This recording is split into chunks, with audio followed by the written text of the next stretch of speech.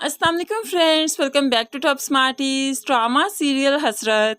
सनाया जो अपने बच्चों के लिए कुछ भी कर गुजरने को तैयार है, यहाँ तक कि फबीहा को कबूल भी कर लेगी, क्योंकि उसके बच्चे काफ़ी ज़्यादा चिड़चिड़े से हो रहे हैं और इस माहौल में एडजस्ट नहीं कर पा रहे। इसलिए उसने सोचा कि खुद ही थोड़ी बदल जाऊं। जैसे ही सनाया को टेम्परेचर हुआ और अरहम ने उसका ख्याल रखा, ऐसे में सनाया अपने कदम पीछे नहीं रोक पाई। बच्चों की खातिर वो एडजस्ट करने को तैयार है। अरहम भी आज ऑफिस जाते हुए सनाया से कह जाता है, प्लीज़ मुझे लेट हो रही है, ज़रा तुम ऐसा करो कि फबीहा को जूस दे आओ, मैं ऑफिस चला जाता हूँ। तो सनाया को कोई एतराज़ नहीं, ठीक है आप जाएं, बेफिक्र हो जाएं। ऐसे में वो फबीहा के लिए जूस भी लेकर आती है, जो कि फबीहा को ज़रा हजम नहीं हुआ। बड़ी बात है, एक ही रात शोहर तुम्हारे कमरे में क्या सोया, तुम्हारे तो तेवर ही बदले हुए हैं। तो यहाँ पर सनाया मुस्कुराते हुए कहने लगी, जेलस हो रही हो क्या? वो मेरा भी तो हस्बैंड है ना, जितना तुम्हारा हक है मेरा भी है। लेकिन खैर मैं तुम्हें बता दूं, जिस चीज़ को मैं छोड़ देती हूँ फिर अपनाने की चाहत नहीं रखती, इस बात को माइंड में रखना। लेकिन फबीहा तो काफ़ी जेलस है कि आज मेरे लिए अरहम के कहने पर जूस भी ले आई, जबकि जूस अरहम को लाना चाहिए था।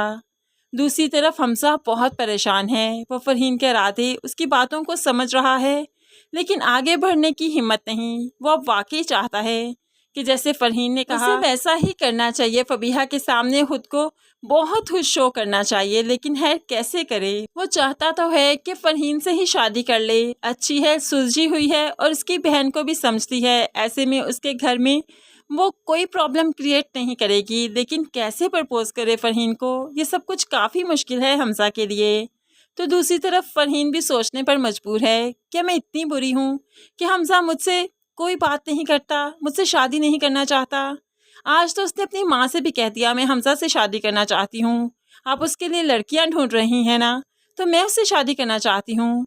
माँ तो फरहीन को पागल कहने लगी, तुम्हारी उम्र देखिए कितनी बड़ी हो तुम उससे, वो छोटा है तुमसे, ऐसे में तुम दोनों की शादी नहीं हो सकती। लेकिन फरहीन जानती है कि इस्लामी तौर पर इसमें कोई भी कबाहत नहीं कि लड़की बड़ी हो और लड़का छोटा हो, और आखिरकार ये शादी तो फिर हो ही जाएगी। दूसरी तरफ हादी जो काफ़ी ज़्यादा डिस्टर्ब रहना शुरू हो चुका है सिर्फ घर के माहौल की वजह से। बेशक बच्चों पर घर का माहौल बहुत असर करता है, इसीलिए तो अपना गुस्सा निकालने के लिए वो अपने क्लास फेलो की खूब फेंटी लगाता है, जिसकी वजह से हरीम भी काफ़ी परेशान हो गई कि हादी कर क्या रहा है।